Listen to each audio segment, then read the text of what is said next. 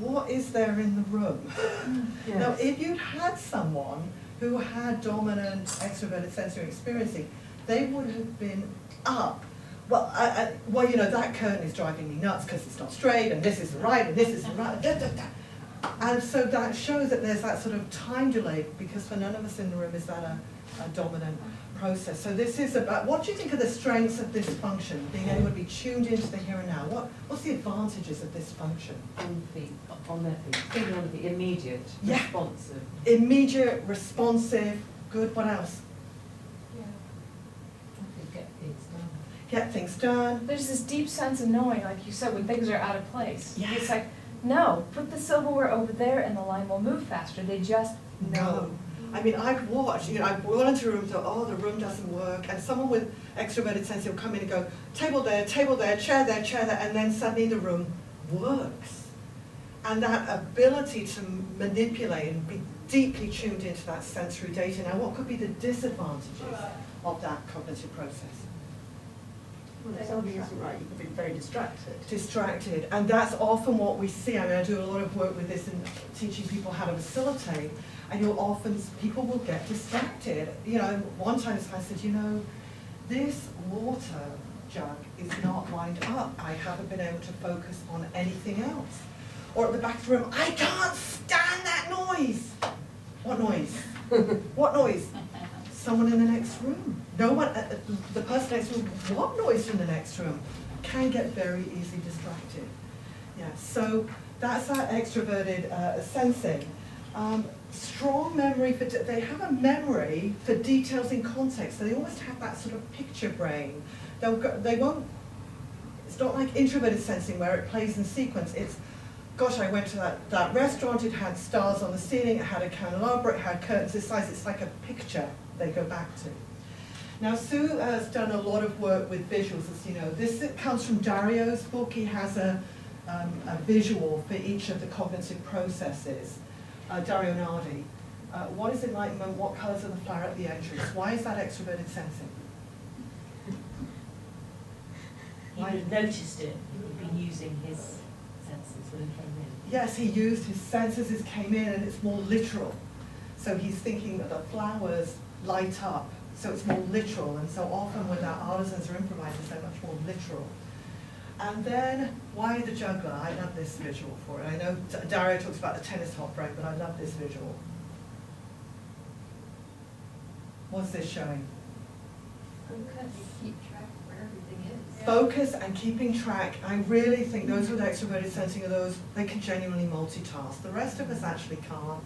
Those with extroverted sensing can. I've seen people in our workshops, in one particular group, we had the two guys with yo-yos standing at the back of the room using yo-yos. They were totally focused on what we were doing. They just needed that sensory stimulus. Total multiplexing, I'm focused on what you're saying, I'm in the workshop, and I'm yo-yoing, and they probably could do something else as well. Juggling.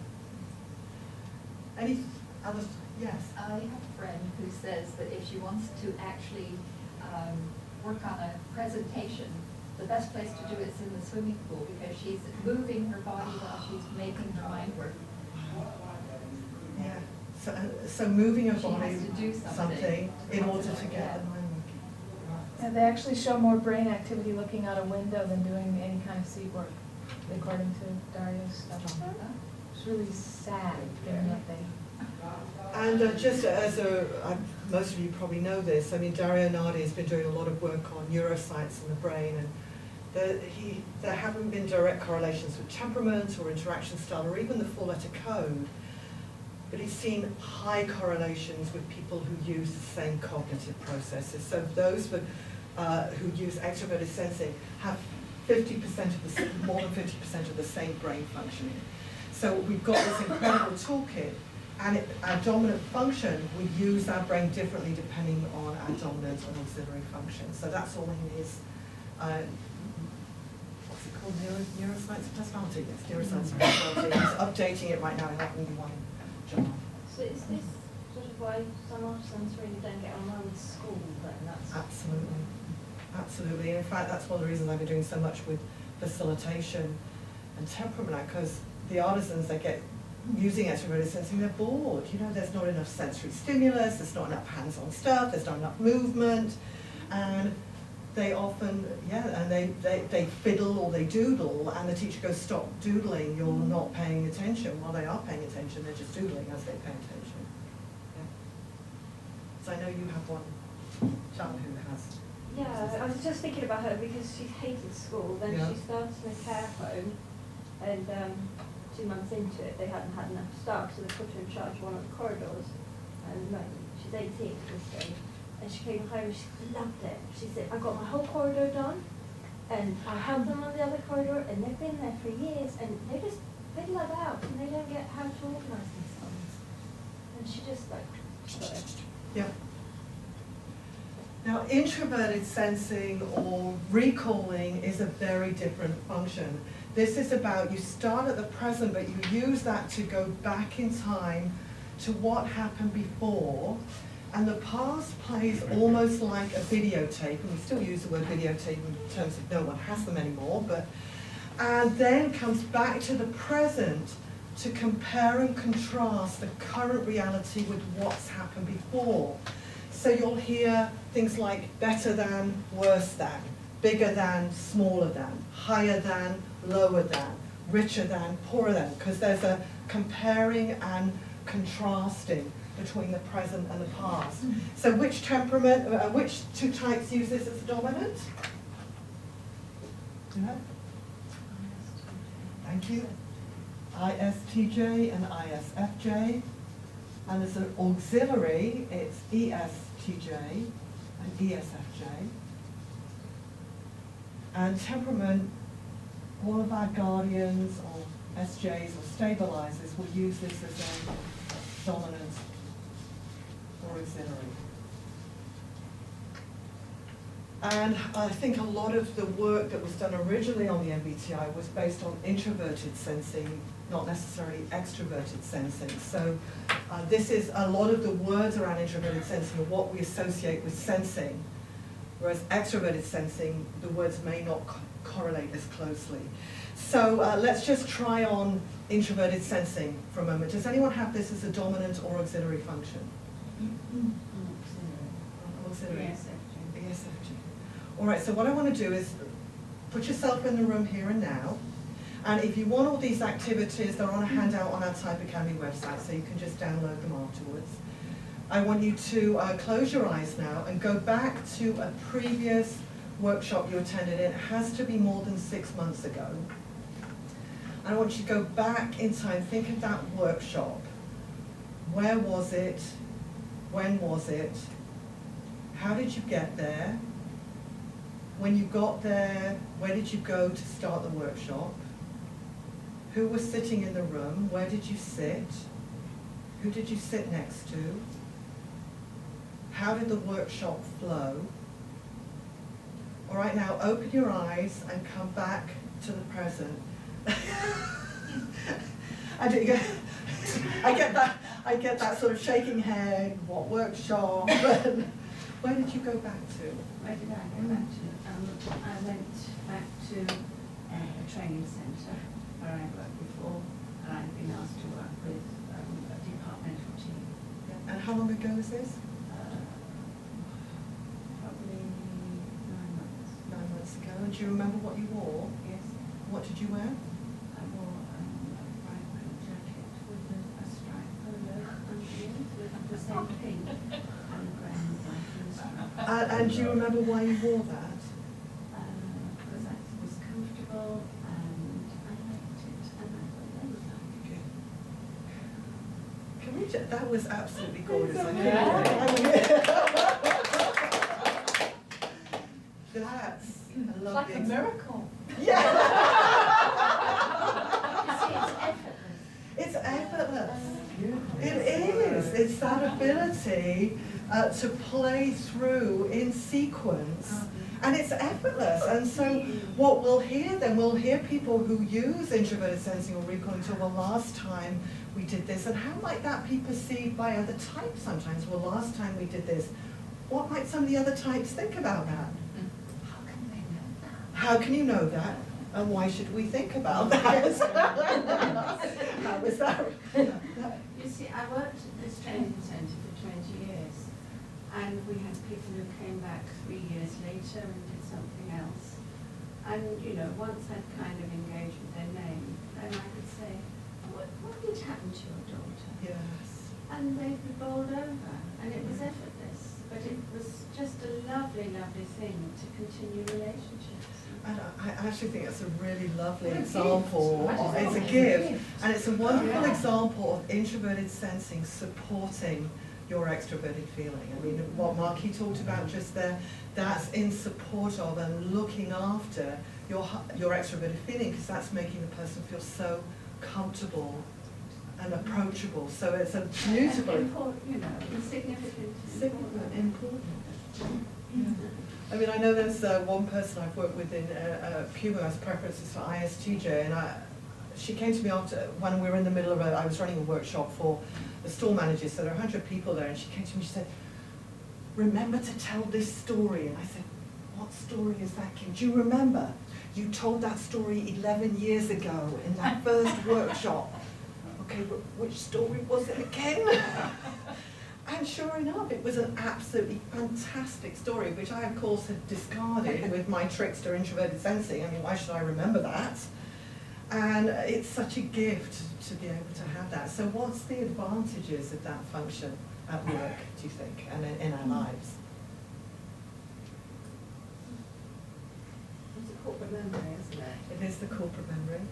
Yeah. What else? What's the benefit of having a corporate memory? There are, you know, if you remember what worked or what didn't work to that kind of detail, you're not reinventing the wheel. Yeah. Yeah, if you remember what worked or didn't work, you're not going to reinvent the wheel. Again, and what could be the perceived disadvantages of that function? Well, people could say you've got no imagination. Yes. You know, why not go back to, why go back to what happened before? Why go back to the past? You're stuck in the past. Why is that relevant? And Sensory resistance to change, actually. it could be perceived as resistance to change. And normally it's because we haven't actually gathered the other types of views, their other functions have moved on without getting enough of the past data. Because I found that actually once the introverted sensing has grounded the decision, which is one of the advantages, it grounds in reality, it's got that, it goes into the collective unconscious for what's real, then actually they will move forward because you've got the reality. But too often we move on without thinking what's Yeah. real. See, I was on a leadership team with probably 4 or 5 introverts. Intuitives. And, you know, for years I was the only S. So, you know, they valued me highly. Yes, because you want that. Because I love variety and change. You know, it would work. It would work, yes. Just, I would love to actually have a copy of how you remembered that to show when it's an all-intuitive group, because I can recall just as vividly a workshop, but it's not the same details. I'm remembering the tone of voice my colleague, she got on a soapbox during the workshop, and then her colleague had to sort of be the appeaser in the room, and I can tell you what they were wearing in a general sense of dramatic and frumpy, and you know, the lighting in the room was awful because I was trying to film it, and you've got no details at all, right?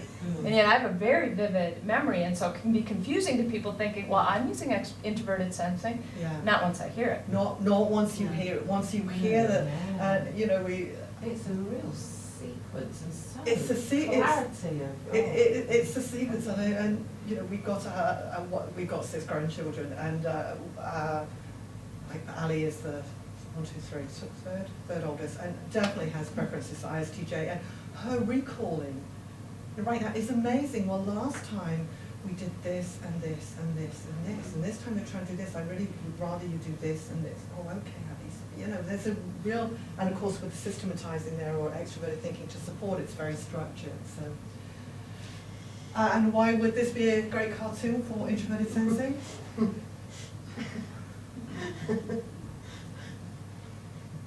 Why? It's referring back to the past. Going back to the past and respecting the past.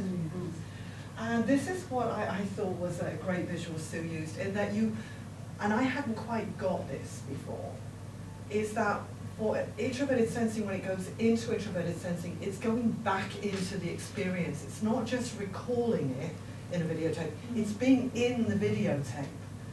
And I hadn't got that, so actually feeling it again, smelling it again, it's all physically there. So I had thought it was a more cerebral thing, but no, it's a more physical thing. You nodded there, Derek. Oh yeah, just that workshop that we attended, what was it, Muslims back in December, not last year, the year before. And just getting to the workshop, we were going up to Milton Keynes from Marlow, and I think we got lost because they closed the road, and Susan got frustrated because the sat-nav wasn't telling us. I remember the moment when I got frustrated, you see. I remember I got a bit antsy, she was getting frustrated, I was driving, it very much is the theme. Yes. So let's look at the two intuitive functions. So there's extroverted intuiting. Extroverted intuiting is seeing the patterns, the meaning, the possibilities. It's starting from the external sensory world and jumping into the world of possibilities. So often reads between the lines, you may hear what if we did this. And seems to be a natural sense of optimism that goes with extroverted intuiting. So which types use extroverted intuiting? What's the dominant? ENTP and ENFP. And as an auxiliary, INTP and INFP. And here's where we actually split between two temperaments. Here's where we have both our rational theorists as well as our idealist catalyst. So NTs and NFs. So the activity, it tends to be a cerebral one. And has everyone seen M&Ms or Smarties being used for these functions? I don't like to use concrete things for an abstract information gathering function necessarily. So I tend to say we're looking at the world of psychological type. And we're looking at it here in a conference setting. What are some applications for psychological type in the world at large? How can we use these models? Generate understanding between people. Well, marriage counselling. Marriage counselling. Creating new possibilities for the future. I do this all the time in teaching, trying to think what could be the next thing that we do. Yes. What could be the next thing we do? Preventing world wars. Preventing world wars. Yeah, yes. And I remember asking this question, and within 2 seconds, someone said, negotiating peace in the Middle East. Now, she had preferences for ENFP, so ENFP using brainstorming tends to not necessarily put the logic around it, and the NCP might not have said that originally, initially, because they might have wanted to qualify it a little bit. What did other people in the room, how did the other people in the room react? And this was a normal business setting when she said negotiating peace in the Middle East. Yes? Idealistic. Yeah. Highly idealistic, Impractical. impractical, completely out there. What is she thinking? So what are the advantages of extroverted intuiting? Seeing those patterns and meanings and possibilities. Ideas. Yeah, make connections. Make connections. Actually making the future happen. It actually might really, come off. Yes, it's sort of breakthrough It might be thinking. fabulous. Yes. Yes. What could be the disadvantages or perceived disadvantages? Head in the clouds. Head in the clouds. Lack of follow through sometimes because you've got something new to go towards rather than dealing with the idea you had yesterday. Yes, oh, let's go with the new idea. Yes, that's so much more interesting than the other idea.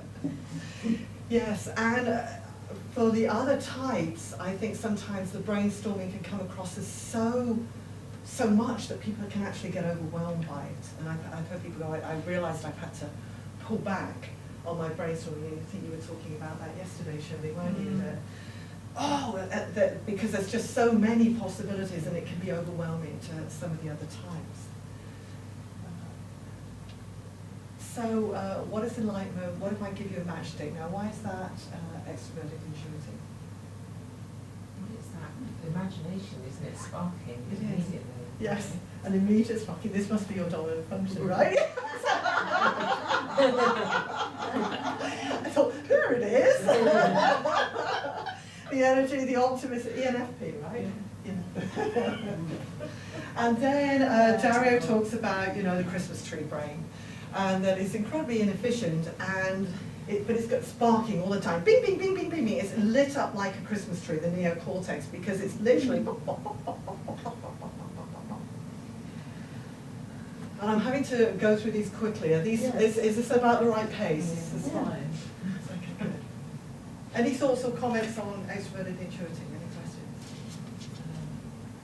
I tend to spend more time on extroverted sensing with these type aware groups because we're often unaware of extroverted sensing and introverted sensing. So these we're sort of familiar with, so we can whistle through these. Good fun. Good. And Ian. Very good. Yes, yes. And then we've got introverted intuiting.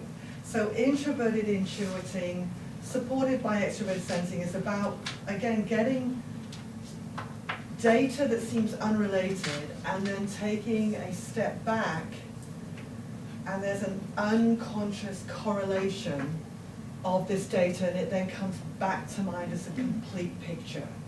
It's that, aha, there it is, that's the solution, that's the model, that's the design.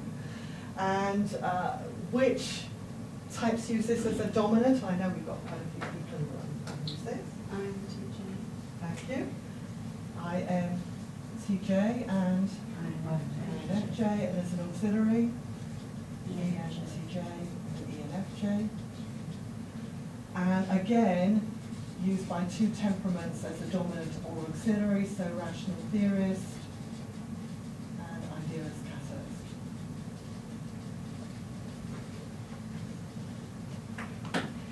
So, and this is one of the only ones you can't actually try on in a workshop because it takes time to coalesce. And so who has an example of when they, yes, go for it. So I was reading a book called How Not to Be Wrong on Mathematical Theory that you all should know. And as I'm reading about the Laffer curve and its tax implications, I thought, bingo, I can use that to convince school authorities why the current policy isn't working. And It how has did nothing that, to do with tax code. nothing to do, and that's the thing, that introverted intuiting is a complete picture, and it's often very physically different from the data that appeared to go into it. And I just want to say you would enjoy the book. The guys from Riot talking about why you should, under what circumstances you should play the lottery. And, you know, there's whole bits where he says, and if you're not into the proof, just skip to the paragraph that starts here. So, Yeah. Anybody? This used to frustrate my husband very much because he's ISFJ. And I would look at children behaving and say, that child is going to do this when they're older, and that child's going to do this when they're older. And he said, you can't possibly know that. But 10 years later, I was right. Yes. And I didn't know why. I couldn't tell him why. I just knew it. I know, and often when you hear from introverted intuiting or visioning is, oh, I just know. So Yeah. Derek in his lovely way would say, well, that's great. So if you just know what's the winning lottery number there. It's just a lovely introverted sensing, introverted intuiting discussion. Yeah, the canny thing though, she's not right about the lottery, obviously, she's right about a lot of these visions. Yeah, you know, and Can I ask a question? I've got a sort of a theory I'd like to try out. please. I've got introverted intuition as my auxiliary Consider it, function. right. And when I have what I think is a clever idea, I'm quite possessive about it. There's something out on the table there called the Flippy, where you have your time for someone else's time. And they took my name off it. And I was, it's my idea, it's my idea. It's back on now, it's written by Paulington's. And my boss, who you know is Secret Running, she has extroverted intuition, so dominant. And she couldn't understand this. Like, you know, if you had a good idea and everyone's using it, isn't that enough? And she's very generous with her ideas in terms of extroverting them, whereas mine's by pressure. Well, I think that could be a little bit of ownership, and I also think that's more temperament related, Right. which is one of the ways you've been unique and special, Right. is to come up with this model, and by not taking your name off it, they've just taken away your uniqueness. Yes. So, and Ownership. Ingrid rational theorist is gonna have different core needs Yes. around that, so it's more about, as long as Okay. it's knowledge shared, so I think it's a bit of both. Right. So what's your temporary? ENFJ, so dominant extroverted feeling, but my auxiliary is introverted Yeah. intuition. Yeah, No, yeah, I'm the same. you're the same. Yeah, so what do you think might be the advantages of introverted intuition, visioning? There's a slightly slower burn to it than the extroverted. It does, and which could be an advantage and a disadvantage. Yeah, so a slightly slower burn, Yeah, but then a bit more thought through sometimes. a bit more thought through, that it comes in its entirety, yes? What else?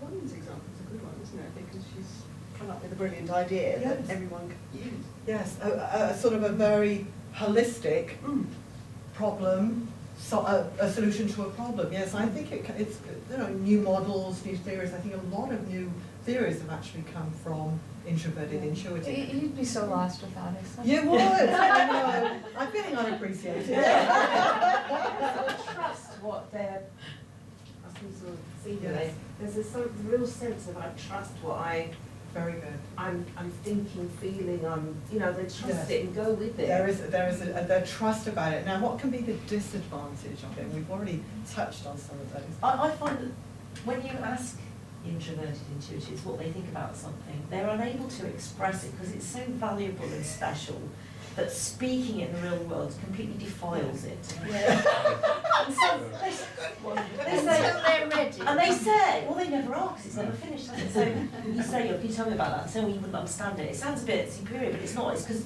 I really wouldn't, and Well, then I they think can't say it. Too special. But it feels like they're creating a sort of invisible bridge that you're expecting, they're saying, walk over this and trust me and step into the abyss. I like the invisible bridge. And you don't know, they can't explain to you the steps. Okay, but that's immature introverted intuition. Yes. Yeah, and that's why you need an auxiliary. Introverted Yes, that's intuition without an auxiliary extroverted function to bring it forth is Yeah. pointless. Yeah. So I'm just trying to describe what it feels like when, if you see one, the idea of when is it a weakness, it feels a bit thwarted if it's happening in a context where people around can't hear the idea because they can't see the steps, or they don't, you made sort of leaps from one thing to something. How did you get there? It's a sort of, And I think you've got to Express the say, end point. can you see what's Yeah. happening here? This is the opposing personality Yeah. going on here. Yeah. Wow, that's the opposing personality right there, because you're feeling it one way and Jane's seeing it another, and you can see how those two bump into each other as the dominant introverted intuition, and so we can, that's sort of when we have to face the other side, it feels almost confrontational to us. So for you, it feels like going across a blind bridge. For Jane, it felt that the introverted intuition wasn't being supported, so it was just, that was the, I think that's a really key thing, just because they trust that end point that they have seen. And it's almost like they're clear about that end point, but this thing about, I can't really verbalise, just trust, it's really hard to verbalise it. to Well, you. So I think Jane's absolutely right. That's why we have either our auxiliary, so for INFJs it's extroverted feeling, or INTJs they've got the extroverted thinking there. That's the role of that other function to actually try and explain it. I think actually what I was meaning was, because I'm an extroverted intuition, I love the idea of that new idea and that idea of doing something sort of dangerous and new and we can't prove it. But I think it's the frustration that's really the feeling of if you're in a business meeting trying to influence others to accept what you've just incited, Yeah. then trying to get traction with others to come with you. Yeah. You need to build that over time though, you need to, if people know you and trust you, then they will They do. go with you even if they don't know where you're coming from. And you've So learned seeing to- that you got there in the past. And you learn to articulate the model or the framework or the Yeah. vision so that people, tools to make it graphic, you know, get people to experience it somehow. So that's often where the tertiary for me comes in, is to let's make it physical somehow so that people can actually see it. So I don't understand why somebody who's got an extroverted intuition would be opposite personality to an introverted intuition.